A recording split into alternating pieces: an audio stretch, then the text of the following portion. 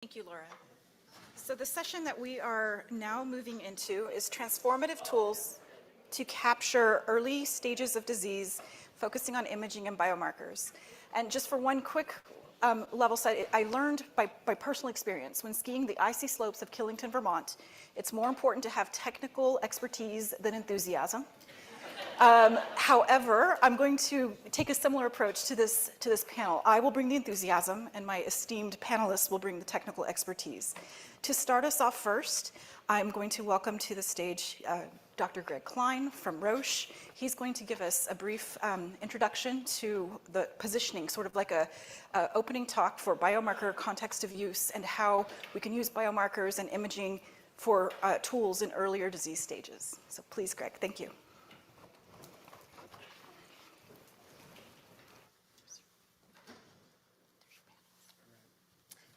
Thanks so much, Terina. Hope the energy level remains high. It's been some really good discussions, and I hope we can continue that with this panel. Really a pleasure to be here today and to be a part of this esteemed panel.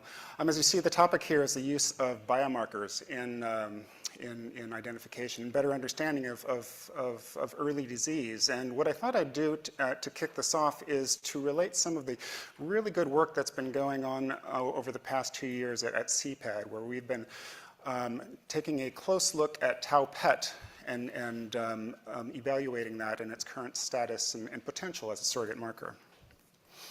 Now, we've heard a lot of why we want to go earlier, and just to append on this.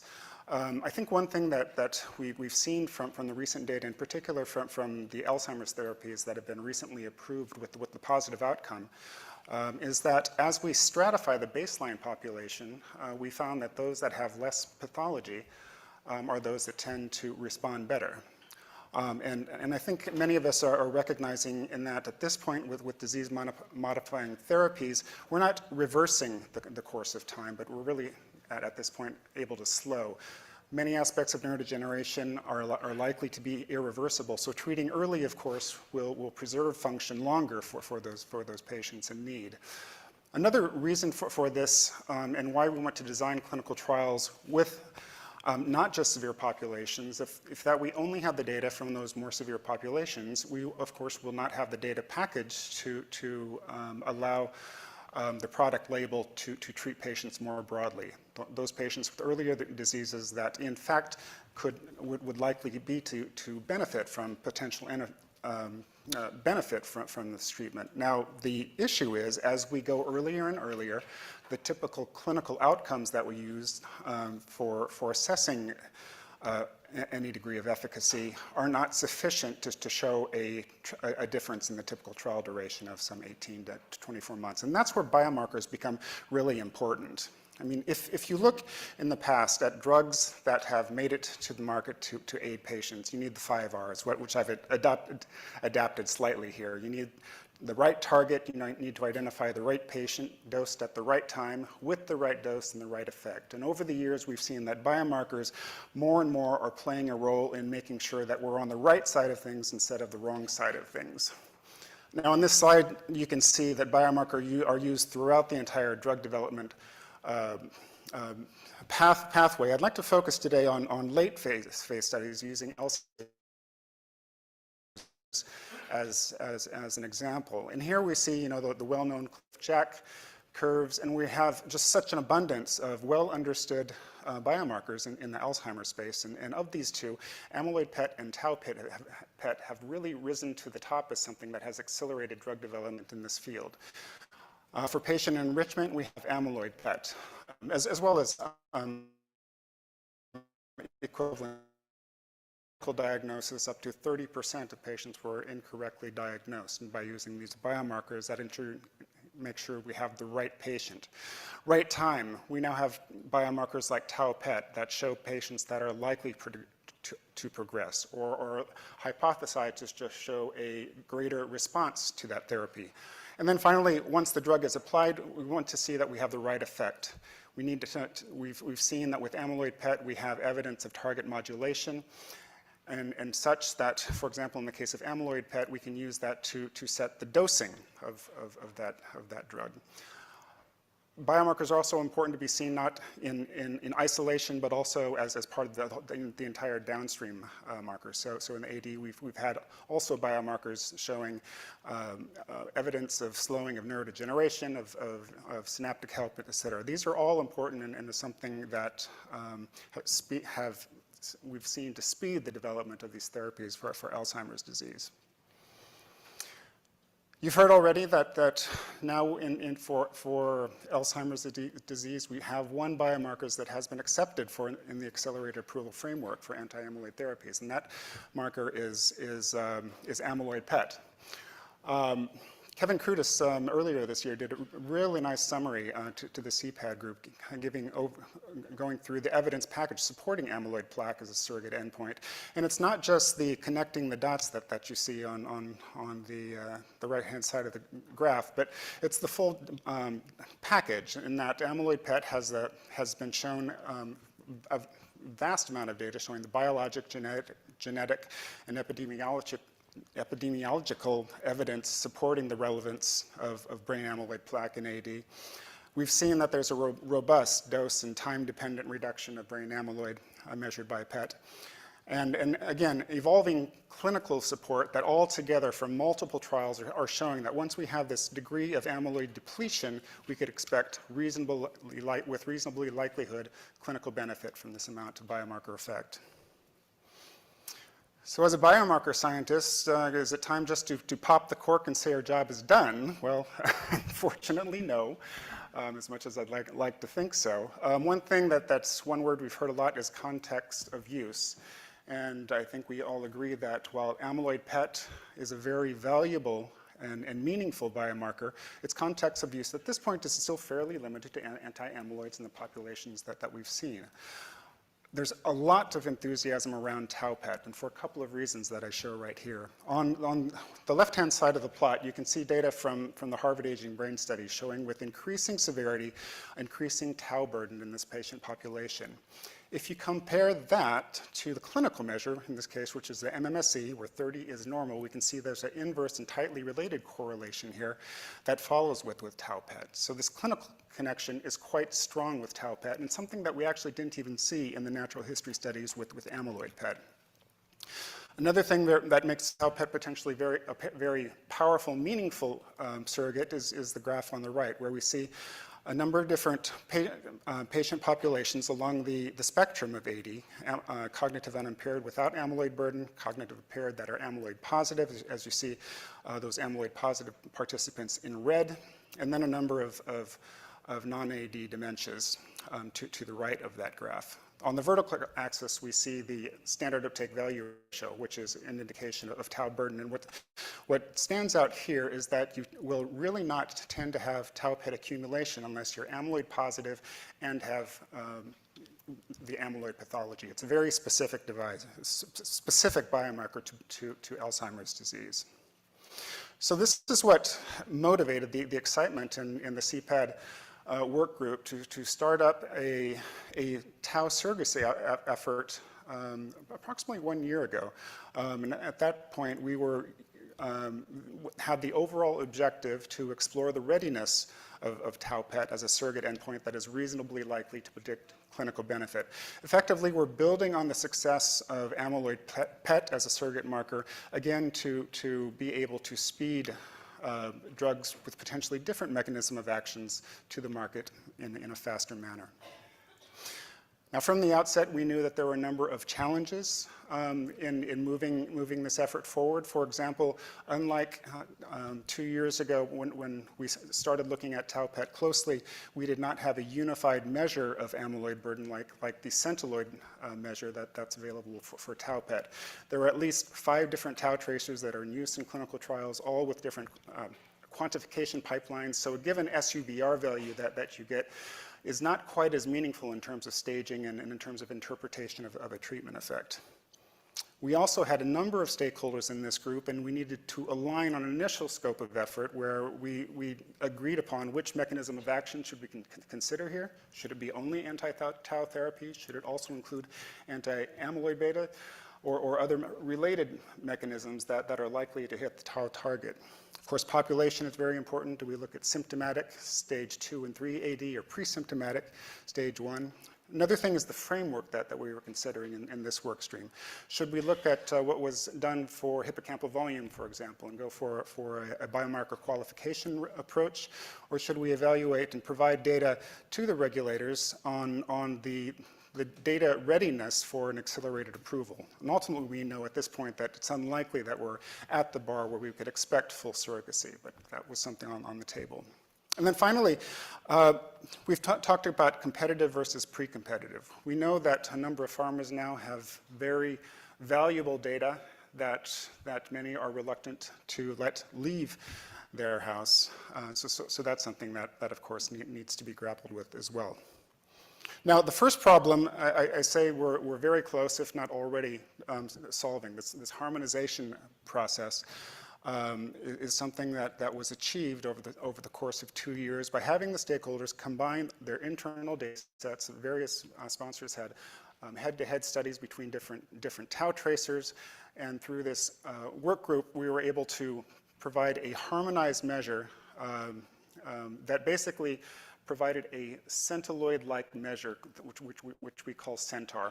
And that results in a measure such that regardless of the tau tracer that you're using, you can wind up at a number somewhere between 0, which is a reference point for an average normal population, up to 100, which represents the typical tau burden for a full AD participant. This is something that was published just a couple of months ago, so a great achievement by this group in such a short amount of time.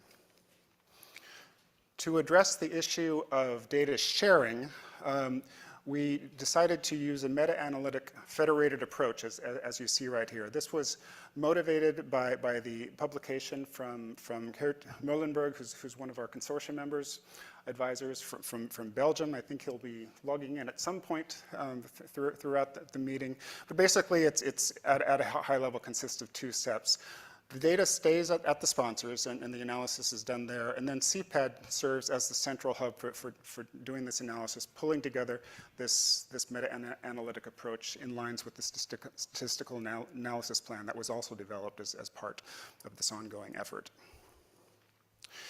And then finally, one other thing that we found quite useful in terms of aligning on a context of use is by taking a very close look at the guidelines that the FDA has provided for the key criteria for what is acceptable in a type C type meeting framework for an acceptable endpoint. So going through such details rigorously on the relationship of the surrogate endpoint with clinical outputs and individually by point addressing and assessing the readiness of this tau PET surrogate. From this, the consensus, and this was pulling together regulatory experts, imaging experts, biology experts together, really showing that the criteria are largely fulfilled. The remaining gap at this point is primarily in the availability of data from interventional studies. And that is something that we will be incorporating throughout the next steps of this workshop. So in conclusion, this surrogacy effort was motivated by the remaining unmet need for additional drug development tools, especially in these earlier stages of AD. We have found that biomarker harmonization is key. When you have different versions of a particular biomarker, you need to be comparing apples to apples, not apples to oranges. Very important when you're combining data from different sponsors. Also, this meta-analytic framework, both for the tau PET harmonization and soon for the evaluation of tau PET, is found to be extremely valuable in getting people to agree to participate. And ultimately, we hope that this will derive a decision on whether tau PET meets this criteria as data arrives. Now, I won't go into details of extending into other indications. I just list a few. I do want to differentiate at a high level, again, the roles that biomarkers have in clinical trials. Surrogacy is one thing, and now we have a number of candidates for the different indication. I list a few right here. But just as important in going early is the ability to diagnose and stage using these biomarkers. And again, we have some key developments in many of these fields. We've heard of the seeding assay in synuclein. We now have blood-based biomarkers for AD that will allow early diagnosis. And I think we're in a really special time for the use of for the potential of going early.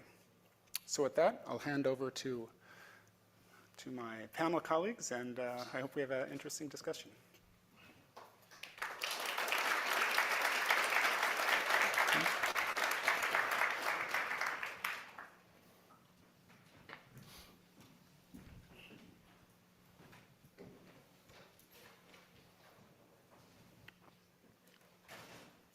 Greg, for giving us that introduction and the level setting to help us contextualize this session, which is focusing on imaging and biomarkers. And what we're really working to do is kind of help us all weave together the broader tapestry that we've been talking about all day today. We've already preceded this session with discussions around disease staging, the digital health technologies, patient-focused drug development, and the rare disease clinical outcome assessment resource. So we'll be working on this panel to help us really dive deeper into a lot of what Greg just mentioned in his introduction, how we can take the concept of the disease staging and the need for better endpoints and leverage the opportunities with imaging and biomarkers to fill in some of those gaps of what's happening in the biology of the early stages of the disease that maybe are predating those clinical outcome assessments and those later measurements, so that we can try to provide a little bit of granularity. So I have expert panel here, including Klaus Romero, who's going to actually be more of a panelist than a moderator. But I ask each person to just briefly give an introduction of their name, and just, we have a combination of drug developers and experts from the FDA. So we'll be kind of getting both sides of the coin perspective here. And when we answer the first question, just provide your name and what disease area you focus on, and whether you're a regulator or a drug developer, even though we're all on the same side, as we know. So the first question that I want to go to, and actually I'm going to go to Greg because he just finished giving us that really lovely background with the efforts in the critical path for Alzheimer's disease and the work that they're doing with tau and the PET markers. So we've talked earlier today, and we know in the fields of Alzheimer's and Parkinson's disease and many other neurodegenerative progressive diseases that previous failed trials were looking at changes or trying to look at treatment effects in later stages of disease. But we're now trying to really all embrace this opportunity in the new era of earlier disease stage. So in that context, in this new era of earlier interventions, how do you think about the challenges and how to bring solutions to define treatment effectiveness and how it relates to the big questions of like statistical power, physiology, efficacy? And then we'll move to Amit and then our FDA colleagues after that. Okay.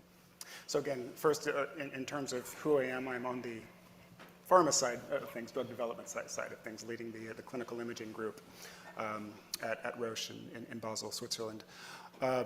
You know, I guess my answer to that question comes at a couple of levels. One, in terms of effective treatments. You know, one thing that we're seeing in neurodegenerative disease is that if you go too late, the efficacy that we're seeing is just not what it could be. We're not able to reverse this process. So going early is certainly one thing. In terms of being able to understand the biomarkers, I think one thing that we're learning, at least from the amyloid story in AD, is it's being able to relate where you are in terms of stage and how this treatment is moving you along this staging, if that is the mechanism of action, is very important. Simple example, a simple painful example. I showed you the good data. The trials that recently have produced positive clinical results, significant slowing when the amyloid has been depleted. We had a very similar molecule, gantenerumab, which removed a significant amount of amyloid plaque.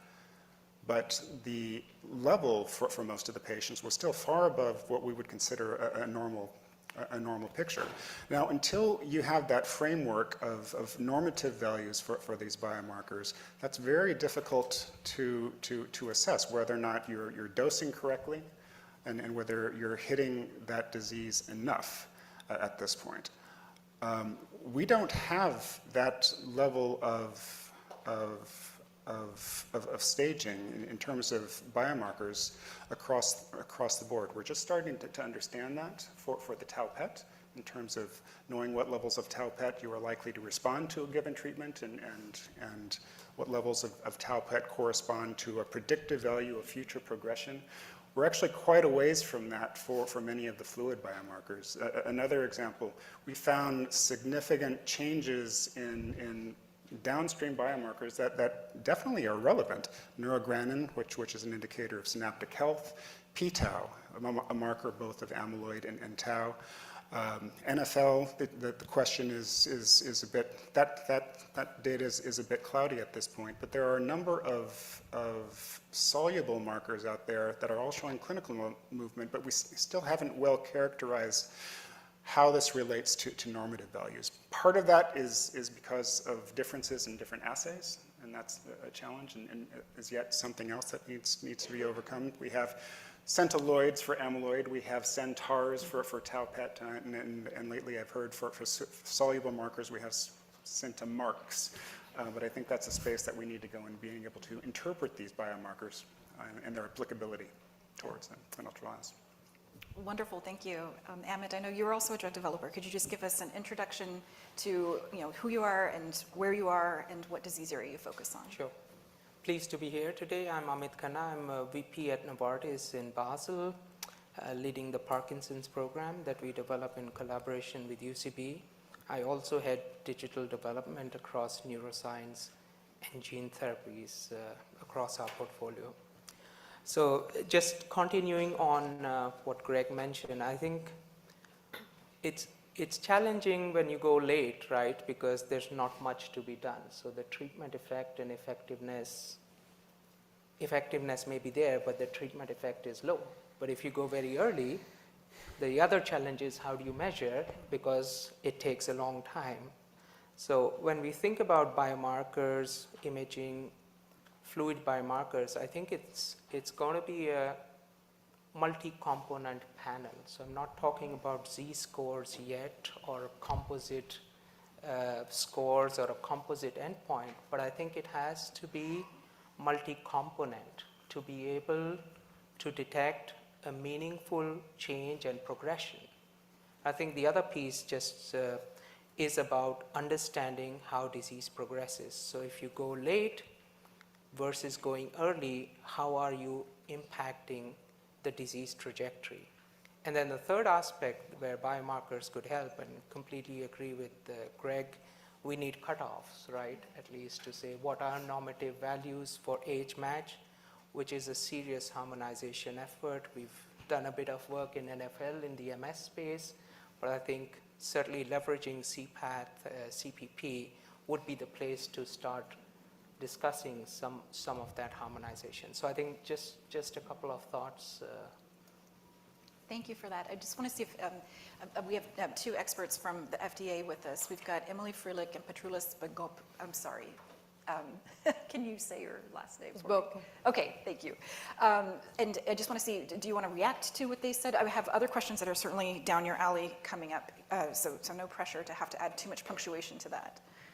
That's okay, I can start. I mean, I agree with a lot of what was just said. I think that we have recognized, and we heard earlier today with the biologic staging of disease, that there is definitely benefit to going in early.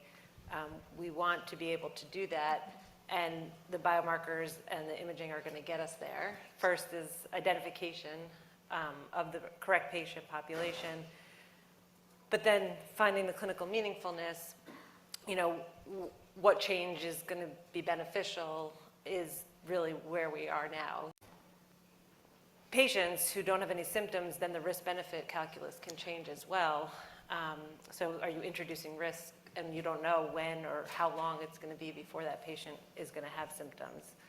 I think biomarkers can be very helpful for that, though, in identifying if we do have cutoff, of when should we be enrolling patients who maybe have the genetic marker of the disease, and we want to say, well, we can randomize them when their biomarker reaches a certain level, and then maybe it'll be a shorter time to know, okay, well, when they develop symptoms of disease, that could be the endpoint in the clinical study. So that biomarkers can be very useful there. I think in ALS, in SOD1 ALS, we had the example of tofersen, where they designed a phase 3 trial in pre-symptomatic patients, looking at, following them in natural history, when their NFL level reached a certain cutoff, then they would randomize them and kind of then look to see, do patients on drug not develop symptoms as quickly as the patients who did not receive drugs. So that's one example of how the biomarkers can help us go into the earlier stage of disease.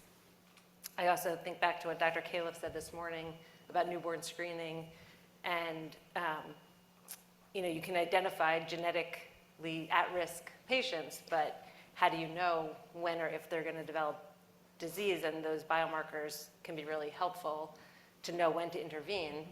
And obviously, getting natural history data, collecting what CPAP does, data sharing on all of the natural history can really help us know when what those cutoffs are, when the biomarkers will tell us when to intervene.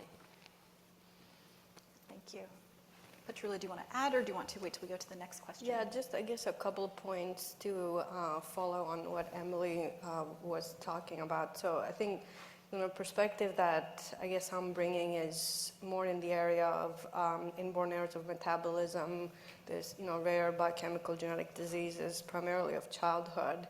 And I think, I like how Emily brought up the concept of newborn screening, because I think, newborn screening, I would consider really one of the great successes of using biomarkers, truly, where you can identify newborns with a serious disease, like an inborn error of metabolism, before they become symptomatic. So that's really the ideal time to do it. And it has really, truly revolutionized practice of genetics and also neurology, because many of those are neurologic diseases. So I think talking about if it is important or how important it is to catch those diseases early, it is extremely important. And so as we all work together to find new treatments for these disorders, I think the earlier we identify those patients in the newborn period, in early childhood, the best outcomes that those patients can have with treatment and early identification. So I think bringing in the perspective of using those biomarkers as early as possible, but exploring ways to do that right becomes critical when talking about any type of neurologic disease, especially if it's neurodegenerative, and some of those can start really early in childhood. Absolutely. Klaus, is there something you want to say for emphasis or pivot? Well, I think in the spirit of Oh, there was an or, dots, not both. in the spirit of connecting the dots, what we're coming to right now is the articulation of everything that has been stated throughout the day. Right? So, we want to go earlier in the development of treatments? Absolutely. That's where you get the most benefit. Cool. Nobody's claiming that the disease is, or that biology somehow is a set of rigid steps. That's the emphasis that Teresa was making in terms of a framework of taking a continuum and chunking it into buckets that make sense. That makes sense clinically, and that makes sense biologically. But it's a framework, and you can tweak what you measure in each one of the buckets. It's not a dichotomy of going early or going late. There's later and earlier. Sometimes you will be able to get help from digital health technologies to pick up clinically meaningful aspects that are not necessarily as easy to pick up with just your naked eyes. That's still meaningful, and it means going early. That doesn't mean that you ignore the biomarkers, but the biomarkers become really important if you go even earlier than that. all the way down to the genetic detection of risks and maybe even some deterministic genetic variants that are really problematic in certain diseases. But the point is, if you understand the framework and you understand that the way to chunk things needs to make sense and can evolve, then we can have a conversation between regulators, between industry, the patient groups, the academicians. That's the emphasis I want to make in terms of connecting the dots. Thank you. I really appreciate that. I want to come back to a point that Amit made earlier about the opportunity in combining, either combining biomarkers or combining the biomarkers with other measurements. So pulling on that thread a little bit more, thinking about combining biomarkers, the objective would be that this can ostensibly reduce sample size and maybe minimize uncertainty. But as someone developing, Amit, we'll start, since it was your idea that gave me this idea.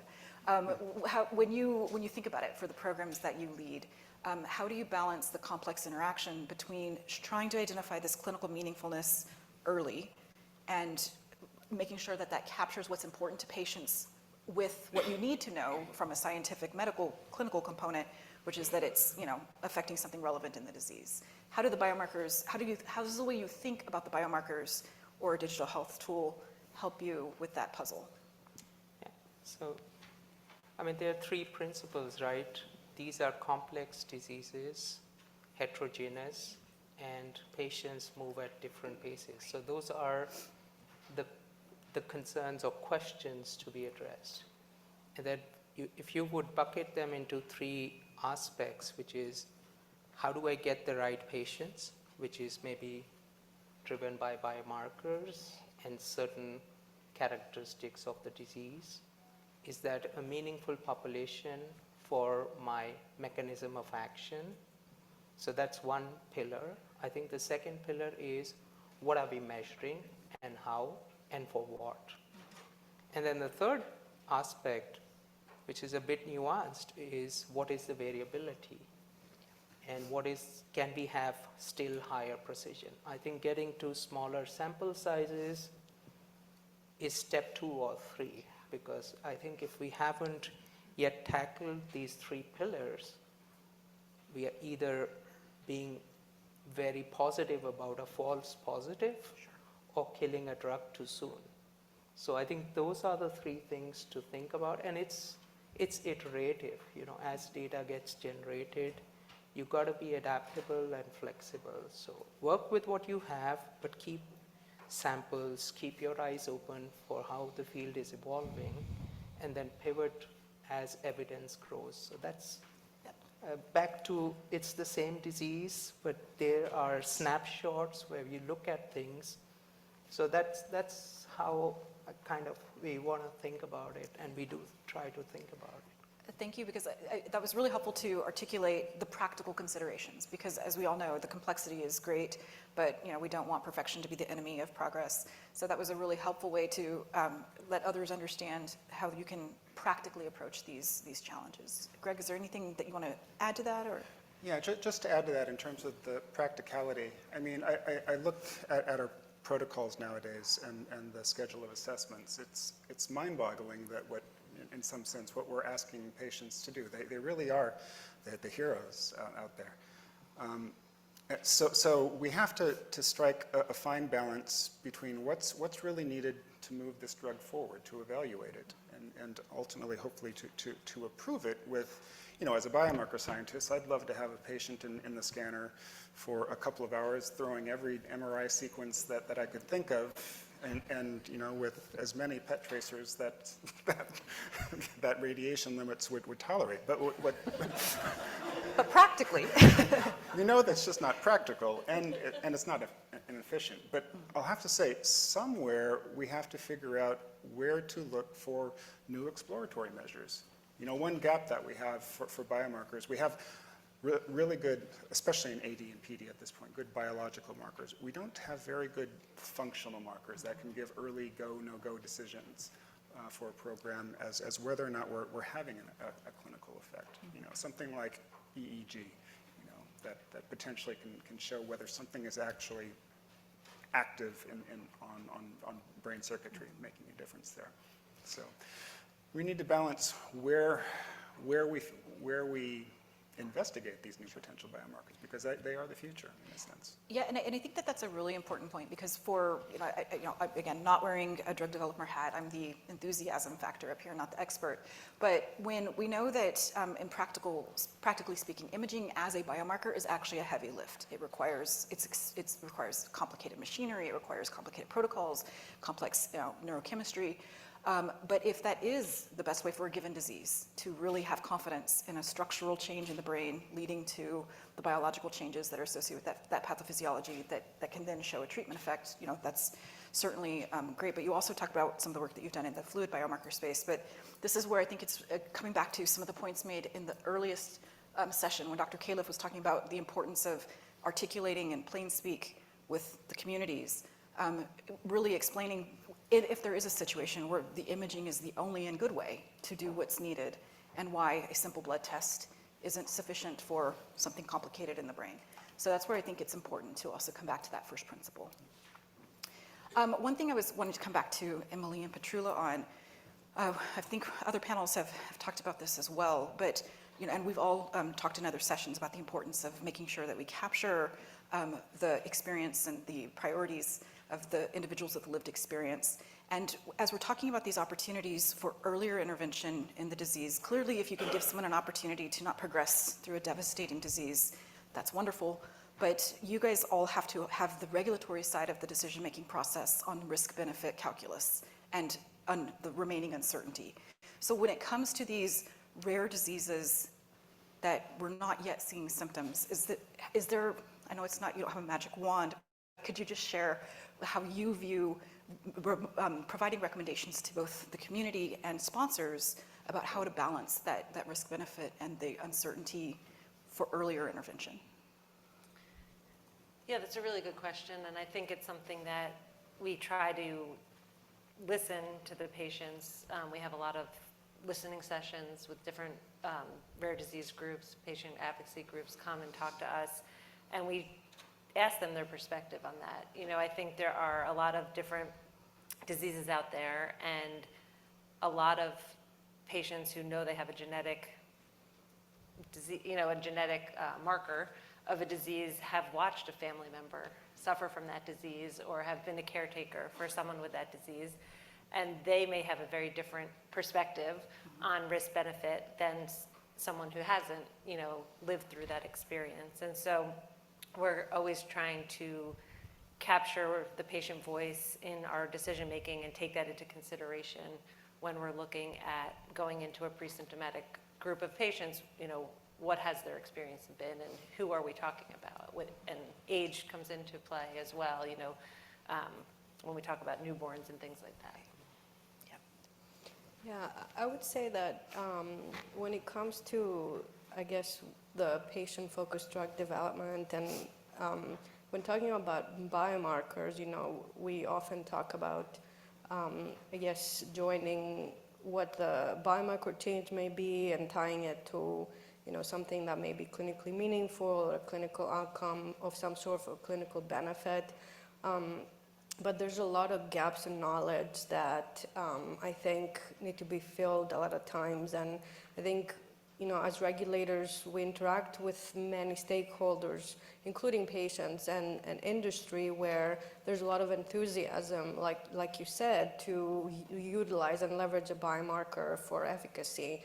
And I think a lot of times we forget that there's many different uses for a biomarker. So I think, while we try to focus on getting there expeditiously, I think what we stress a lot of times is that there has to be systematic approach, there has to be thoughtfulness going into, well, is this biomarker appropriate for a particular use? What data is available? What data is needed in terms of using it for various purposes? So a lot of times we focus on efficacy, but for example, for earlier stages of disease, the actual identification of those diseases is the most challenging of all, and especially when it comes to rare genetic diseases. And so utilizing biomarkers, for example, genetic changes or genotype is a biomarker in and of itself, identifying those patients, but also being able to explore and describe what happens to that biomarker in relation to the patient changes and the disease course. That's a challenge, I think, kind of filling in the gaps there and understanding, okay, well, now we have identified a biomarker. What does it mean? And a lot of times talking with drug developers, there's this enthusiasm to really jump to the end, where the beginning of where does that fit in disease course is kind of missed. And a lot of times you have to stress that, well, what happens in the natural history with this biomarker and the clinical outcomes? If we don't know that, how are we going to get to the efficacy? There's just a lot of data generation that needs to happen, and that's, obviously the most challenging part. Absolutely, and thank you for that, because I want to come to Klaus. He wants to connect dots. And what I want to react to from what you mentioned, because of course you illustrated the exquisite opportunities to leverage biomarkers as safety indicators, as pharmacodynamic indicators, target engagement, enrichment, et cetera. It can be used prognostically. I mean, sorry, I'm throwing out all the big words, but it can be used in many, many ways across the spectrum of the disease, early to middle to late. But I wanted to come to Klaus to give us, a little bit of a satellite view of how at CPATH we acknowledge the power of these biomarkers, but we use a data-driven approach to build data iteratively across those different applications. Maybe you can connect your dots. Of course, yeah. So you're right. It's all about connecting the dots. What Petrula just articulated is a point that should be always present whenever anyone is looking to address an unmet need in drug development, and where that solution to that unmet need could be through a biomarker. This myth that biomarkers, if they're not diagnostics or surrogates, are failed biomarkers is a fallacy, a really problematic fallacy. Using Rob Caleb's word, a misinformation fallacy, because there's a lot of really good uses of biomarkers that can help not necessarily diagnose something, but help select individuals for clinical trials. That reduces uncertainty and helps manage heterogeneity. 2 sessions tomorrow on that. The other piece is you can use that to track things that happen during the conduct of a trial to make go, no-go decisions. That's not a registration endpoint necessarily, but it can have a tremendous amount of impact. And then sure, you can have a fully validated surrogate or a reasonably likely surrogate. Those are fantastic markers, but just because not every biomarker can be that doesn't mean that there's biomarker failure. So that's one aspect about added value. And then how do you sort all that out? Connect the dots to the t-shirts. Tell me the context of use. What's the unmet need? What's the solution? That's the context of use. And then you drive from that. And you run a continuous learn and confirm paradigm by integrating the data and analyzing the data, but never losing track of the context of use. Absolutely, and I think that's key, because when I think about so the disease areas that I focus on at CPATH, I lead our Huntington's Disease Regulatory Science Consortium and our spinal cerebellar, our consortium for the critical path for therapeutics to the Ataxias. See, even I get hung up on the alphabet soup, which focuses on spinal cerebellar ataxia. And we're in one case, we're further along in Huntington's. We have a staging system, we have genetic diagnosis, but we're still really working on biomarkers and understanding it more. And then in the ataxia space, it's the Wild West. So we're really trying to go early and understand the disease staging. So when I think about it, I picture like those color bars that go across on disease stages, and then above that is the context of use for each stage. That context of use is it because you have a scale that you're measuring because that's what's happening in that stage? Is it because you have a biomarker and that's letting you understand the biology of that early stage? You really have to think about that overarching context of use at every stage, because it should be different. I mean, it's unlikely that you're gonna have one biomarker that's this unicorn magic that is initially your diagnostic and then your safety and then your efficacy. So that comes back to what Klaus was saying. So we're going to have questions from the audience in just a couple of minutes, so please start thinking about that and getting that ready. We'll have some people come around with microphones if you indicate. While you think of your questions, I wanted to come back to our drug developers just to kind of wrap up the moderated session part. Could you just give us a brief synopsis in your disease area? What's the state of play for the biomarker now, and where you think it's going near term for moving the needle in your disease? Well, I think one thing we heard earlier today is that neuroscience is some 20 years behind where oncology and cardiology are. You know, we are just now starting to have the capability to obtain a biomarker signature with the potential of personalized medicine. But I think we're still in a state where we need to establish a class effect and just see how broad the effects of the drugs, the pathways that we're investigating right now. But the future is very bright, of course. Accessibility is another thing. Right now, if you have symptoms of dementia in the hometown where I grew up in Nebraska, you're not going to get a PET scan. You're going to have to travel 8 hours for the nearest PET scan.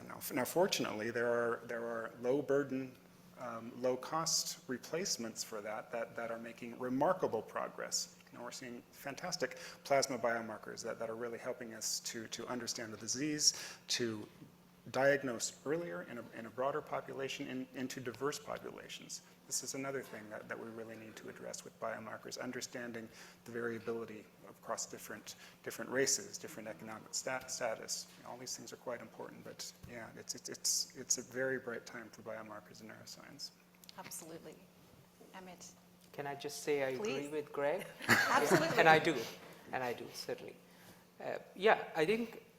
I think it's context of use, but I also, back to what you said, Klaus, I think the end game could be multiple end games, and you don't have to start afresh for every end game. So want us to think about biomarkers, and if we take early diseases, maybe it helps with differential diagnosis. If you go late in the disease, there is a confirmed diagnosis, so you don't need that biomarker for differential diagnosis, but maybe to measure treatment effect, or maybe to measure pharmacodynamic. Does the drug do what it needs to do, even if the effect is minimal? And in the end, if it is to be a validated biomarker, I'm not sure we want to start everything all over again. So it's almost like a series of things happening as the body of data emerges, and how you apply it across the stages or across the disease continuum.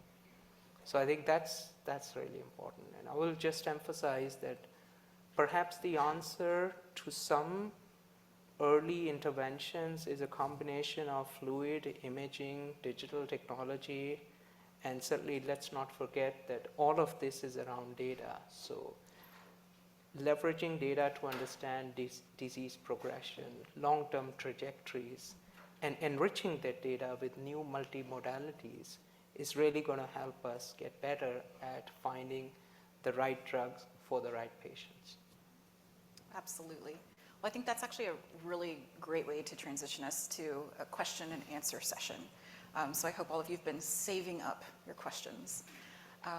Does anybody have a question for our esteemed panel? Or maybe you've saved them in a place you can't find them. Coming your way. I don't have a question. I wanted to make a comment. Good. Hi. So I just wanted to, wanted to follow on Petrula's comment about newborn screening, which I think was a really great comment on that. We've been focused all day on sort of later stage neurodegenerative diseases like Alzheimer's, Parkinson's, Huntington's, but I do see great utility in biomarkers and staging in pediatric diseases. I think right now we use age as a proxy for a lot of things in the pediatric diseases, and we use that as a proxy for staging, but it's really rough. These diseases are heterogeneous. Different milestones are met or lost at different times. And so I think getting away from an age-based staging in pediatric diseases and using biomarkers and biologic staging in pediatric diseases will be very helpful in better defining diseases and better reduce some of the heterogeneity that we see when inclusion criteria are just based on age. Absolutely. Teresa gets the dot connector award of the day because that's exactly a couple of things that we're going to be discussing tomorrow and then on day 3, because it's all about adapting this for when the issue is not just that you're declining, but that you're failing to develop certain things, and how that is equally important to track, and how biomarkers and DHTs can help. Yes, Cecile. No, I'm done. Please. No, so thank you very much for this great conversation, and thank you for the point on pediatrics, definitely. It's just a comment. I think all these tools that are being developed require a lot of collaboration at data level, and it's not something that is easy, so I'm just making a call here, like for all the believers, to facilitate these aspects around data collaboration, because that can significantly delay the development of the tools, and we have seen the impact of having EMA letter of support or other signals from regulatory authorities encouraging this data sharing in a healthy way and re-ensuring some of uncertainties from different stakeholders. So here, particularly in pediatrics, when there are not so many data, I think it's important to facilitate the collaboration at the starting point and operational aspects. Thank you. Absolutely. Does someone else have a question? Oh, we have a question over here. Maurizio. Well, it's just because I know Maurizio. I know, and I speak a lot.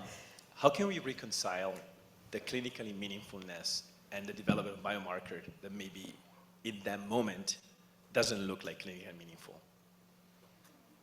Does that make sense as a question? You see a change in a biological change, but you don't see yet a clinically meaningfulness. Would that be sufficient for efficacy? I think I see what so you're saying, like in the early stages, if you're using the Early biomarker. stages. Well, talk about early stages, right? So it's early stages, you said biomarker, it could be web biomarker, could be imaging, something like that, but you don't see yet a correlation with a clinical change. Right.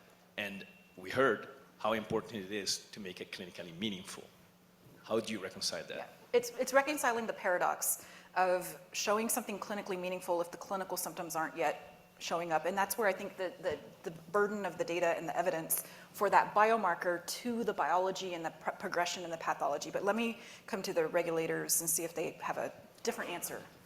You can start. Okay, so this is something that you should pay attention for day 3 in the session where we're going to talk about translational sciences, because you can't afford to wait until you're in the clinical stage to be figuring those questions out. That's a really great opportunity for the transformational translational sciences, and start linking that as early as possible in that sense, because that's going to give you the foundation to then orient how you test drive, using that other term from Naomi, not just the COAs, but also the biomarkers later on, to start connecting those dots, and then connect those dots to what is clinically meaningful for the different aspects of what Michelle mentioned. What is your intended drug intended to target clinically? Because it's not just some, but the majority of drugs target some important aspects of a given disease, but not every possible aspect of every single disease. So that's the other component there, and it all hinges back to, tell me the context of use. Yeah, no, I was just going to add, I think that's where we are right now, is that we don't know necessarily the clinical meaningfulness of changes in a biomarker in isolation. But as Klaus said, once we have better understanding of the translational science, if we have understanding of the natural history of the biomarker in that disease population, if we have any data from later stage in disease, even if it wasn't, the drug might not have had as much benefit, but maybe we have the change in the biomarker in that later stage of disease, that can all be brought back together to say, is that biomarker change going to reasonably predict a clinical benefit, or is it, you know, equal to clinical benefit in any way? And that is just a compilation of the data that we can get. Yeah, and I would say that it ends up really being a case-by-case determination a lot of times. I think, you know, we all would like to use a single biomarker for different ways, and even across different development programs or product categories, but sometimes that just doesn't work, and it could very well be that a biomarker change doesn't tie to a particular benefit in a program or for a drug, but it may for another. But I think even before you get there, there's a lot to be said about doing the work before you get to a drug trial. So in the pre-competitive space is where all the data generation and exploration needs to happen in order to be able to use it later in for example, phase 3 trial. You can't just go there without the pre-work. And I would say that even with let's say, using a biomarker for accelerated approval for a particular product, you know, this may or may not translate to a benefit, but you have to think about the particular development program and how it was studied, what product it is, what is the mechanism. It could be that it's not truly applicable to some other program, or it may not be truly applicable even in untreated disease. So it is truly a case-by-case context, so to speak. Absolutely, and that reiterates the point also that we've talked about earlier about not taking a one-size-fits-all approach, because it is going to take that case-by-case evaluation. And I think we have another question here. Somewhat on that note, given the heterogeneity of any given neurodegenerative disease and increasing recognition that there are multiple systems involved in the pathophysiology, one possible solution might be multiple biomarker panels. And I just want to hear the thoughts of this panel on that.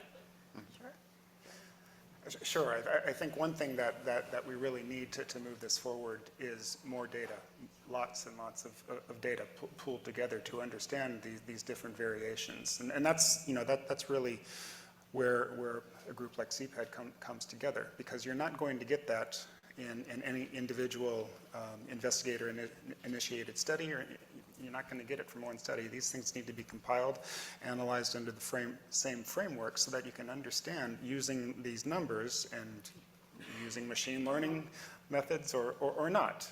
And that's something that I think we'll touch on later in the day. But at this point, we understand a lot about potential signatures that we're seeing and co-pathologies. I think that's another thing that we haven't touched on so much. But knowing how to take advantage of these signatures and interpret them in terms of prediction of future decline and when is the time to treat. I think, yeah. Absolutely, and so just to kind of wrap up a few key points, you know, just to reiterate some of what we've talked about, and again, how it interplays with what we've talked about earlier and what's coming later today and then in the other days of this conference. It takes a village, it takes an army. We need more data, because if we're making data-driven decisions in these discernment processes, they really, in order to apply a fit-for-purpose case-by-case assessment, we need to have sufficient data to understand that. So just in the last minute or two, Greg, I wanted to see if I can come back to you for maybe just a little vignette. You showed in your slides like the preceding work that had been done in the amyloid space, and then gave us the exciting update on what's happening in the tau space. But the time aperture is a little different between those two. And would you just editorialize on if that's because of lessons learned that have been applied, failing better, failing faster, the collaborative approach? Just maybe if you could just wrap us up with that concept. I think it's all of the above. Now, amyloid tracers first started some 20 years ago, and it wasn't until just a couple of years ago that we had the first approval with amyloid. Tau PET has come some 10 years later. It's only been in the field, and look how far we are already. Part of this is well, lessons learned. We've learned by now that biomarkers are not a competitive asset that a pharma clutches. You can't have that data. You're basically building a silo that you're going to have to break down and to relate to the rest of the data. I think that's a big lesson learned and something that's really going to accelerate this. Great. And just to emphasize Please. that point about that being such a fantastic lesson, but also back to the question you asked about multiple biomarkers. I'm going to wear my nerdier clinical pharmacology, heavy modeling hats. And if you want to distill down to its simplest expression, it's handling the sources of variability and making sure that you capture the sources of variability that matter to shrink that variability to a level of comfort that is going to optimize success. And if you need to include multiple biomarkers at baseline with biomarkers longitudinally and some COAs longitudinally, which could be measured through DHTs or not, the name of the game is really shrinking that remaining variability. Do you need to do panels? Maybe. Do you need to do individual models for individual biomarkers? That could be the case. Do you need to go all the way into a complex biosignature with n-dimensional looks at mechanistic models? Maybe. It all depends on the question that needs to be answered and the context of use, because that dictates the complexity level of the analysis and the data you need. Wonderful. I think we have maybe just one more minute to just wrap up. I just want to thank everybody on the panel and everyone who came before us today, which actually made my job as a moderator, as an enthusiastic moderator, a little easier because I was able to pull some key concepts from the earlier sessions. And it's, in my opinion, it's easier to make sensible understanding of the Rorschach when there's more, visibility there. So I want to thank everyone who spoke earlier. Thank you all for your time and attention. And again, I think at the end of the day, it's a call to action to collaborate, share data, and really curate our message to the community, and so that we can bring everybody together in plain speak and really move forward together. So thank you all.